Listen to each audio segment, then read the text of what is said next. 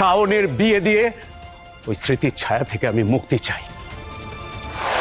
এখানে সবাইকেই তো দেখছি, কিন্তু পাত্রীর মাকে তো দেখছি না। এ বিষয়ে আর কোনো প্রশ্ন না করলেই আমি খুশি হব। আপনি যদি নিজের স্ত্রী সম্পর্কে কিছু না বলতে চান, তাহলে আমাদের বুঝে নিতে হবে আপনার কোনো সমস্যা আছে। উনি কি খুব খারাপ, তাই আপনি নিজে মুখে বলতে পারছেন না মন্ত্রী মশাই? Get out! Get out from here!